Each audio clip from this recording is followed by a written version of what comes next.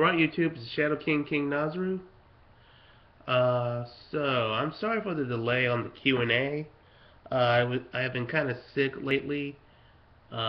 Since Tuesday, I had a cold. Well, I still kind of have the cold, but all in all, I'm pretty much better, able to do this Q&A. Fortunately, you all have been entertained with my playthroughs of The Walking Dead Season 1 and 2, Wolf Among Us, and Dragon Age Inquisition. And yes, I am aware that Telltale Games has released uh, Game of Thrones, and I will be playing that and posting videos about that. Uh, and so I want to do the Q&A really badly right now because I still got other things to do, like the review of Dragon Ball Z Kai episode 131, and I have to plan up for my video of which movie I think is going to win my best movie of the year between Dragon Ball Z Battle of the Gods and The Amazing Spider-Man 2. So let's get started, shall we? The first set of questions comes from Wendy and Now 1290. Hey girl, good times. My good friend asked, which is the worst pairing, Naruto and Hinata, or Raimiman and Mary Sue? Oh boy, I could do an entire video based on that. That is a good question. Let's see. Well, Naruto is guilty of being neglectful of Hinata's feelings despite her nearly sacrificing her life on multiple occasions and confessing her love to him, but he has failed to to return the favor. Uh,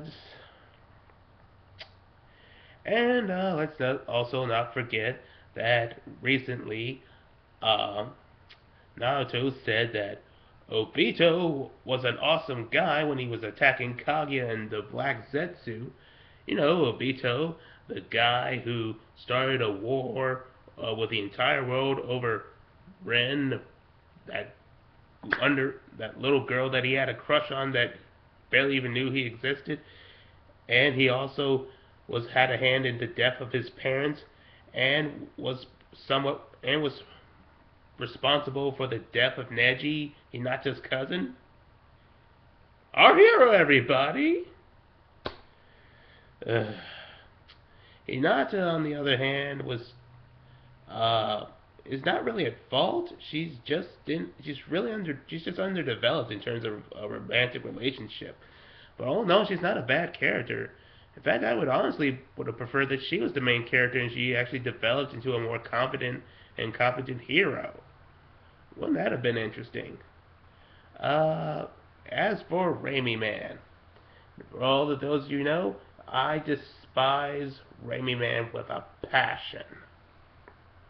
A passion that could destroy 1 billion exploding suns. Anyway, some of Raimiman's exploits was ditching a guy who got mugged, and his excuse was that he didn't have powers, despite the fact that he could have just called the police.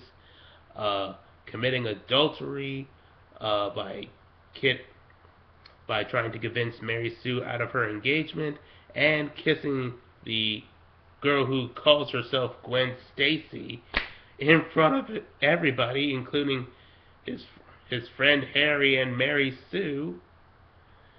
Let's see what else he's done. And there's more, but those are just a few exploits. You know, as much gripe as I got give Naruto, at least he wasn't being a at least he wasn't a big enough jackass that he would ditch a person if they needed help, and he never cheated on anyone he loved. Granted, he wasn't too sure who he loved, and honestly, I thought he was gay for a time.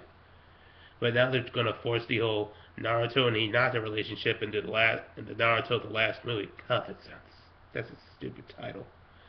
So anyway, I'm gonna have to say that Raimiman and Mary Sue are the worst couple. So thank you for that question. Your next question is, who's the worst movie director? Shyamalan, Roland Emmerich, or Michael Bay? The answer is James Wong, because he made Dragon Ball Evolution.